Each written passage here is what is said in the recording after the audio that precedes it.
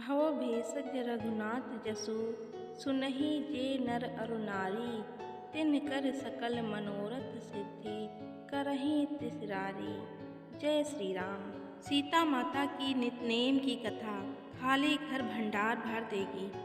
यह कहानी माता सीता कहती थी और श्री राम इसे सुना करते थे।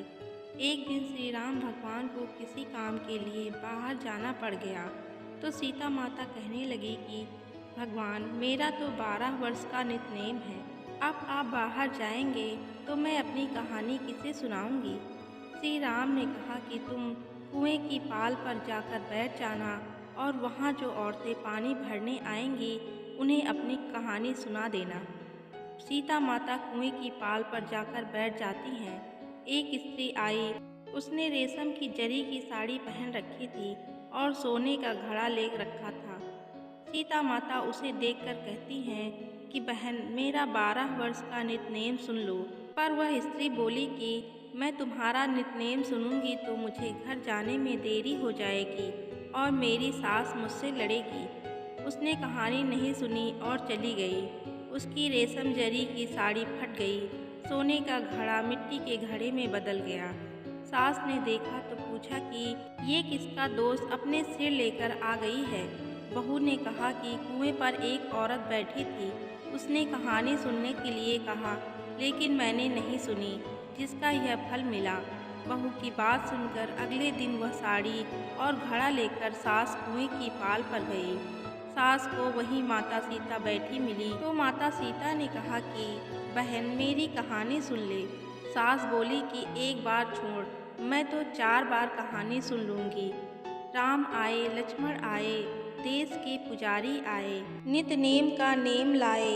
आओ राम, बैठो राम, तपी रसोई जियो राम।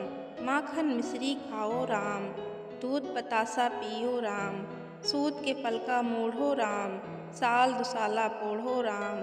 साल दुसाला ओढ़ो राम, जब बोलूं जब राम ही राम। राम संवारे सबके काम, खाली घर भंडार भरेंगे, सबका बेड़ा पार करेंगे। जय श्री राम, जय श्री राम। सास बोली कि बहन, कहानी तो बहुत अच्छी लगी। कहानी सुनकर सास घर चली गई और उसकी साड़ी फिर से रेशम की जरी बन गई। मिट्टी का घड़ा फिर से सोने के घड़े में बदल गया। बहू कहने लगी, सासू माँ, आपने ये सब कैसे किया। सास ने कहा कि बहू, तू दोष लगा के आई थी और मैं अब दोष उतार कर आ रही हूँ। बहू ने फिर पूछा कि वह कुएं वाली स्त्री कौन है। सास बोली कि वो माता सीता थी।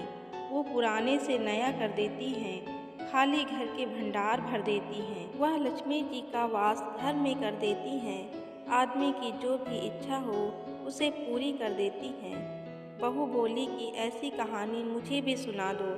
सास बोली कि ठीक है, तुम भी सुनो। और सास ने कहानी शुरू की। राम आए, लक्ष्मण आए, देश के पुजारी आए, नित नेम का नेम लाए। आओ राम, बैठो राम, तपी रसोई जियो राम। माखन मिश्री खाओ राम, दूध बतासा पियो राम। सूत के पलका मोढ़ो राम, साल दुसाला ओढ़ो राम।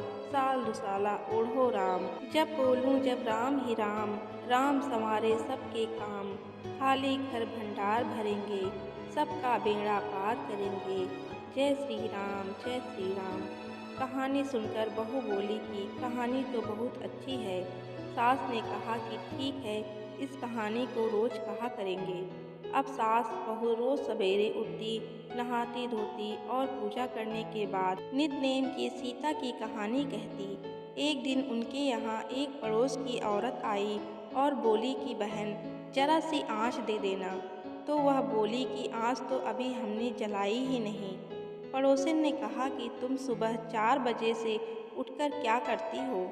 उन्होंने कहा कि सुबह उठकर हम पूजा करते हैं और फिर माता सीता के नित नेम की कहानी कहते हैं। पड़ोसन ने उनकी बात सुनकर फिर कहा कि माता सीता की कहानी कहने से तुम्हें क्या मिला। वे बोली कि इनकी कहानी कहने से घर में भंडार भर जाते हैं, सारे काम सिद्ध हो जाते हैं, मन की इच्छा भी पूरी होती है। पड़ोसन कहती है कि बहन, ऐसी कहानी तो मुझे भी सुना दो फिर। वह बोली कि ठीक है, तुम भी यह कहानी सुन लो। राम आए लक्ष्मण आए, देश के पुजारी आए, नित नेम का नेम लाए, आओ राम बैठो राम। सारी कहानी सुनने के बाद पड़ोसन कहने लगी, बहन कहानी तो मुझे बहुत अच्छी लगी।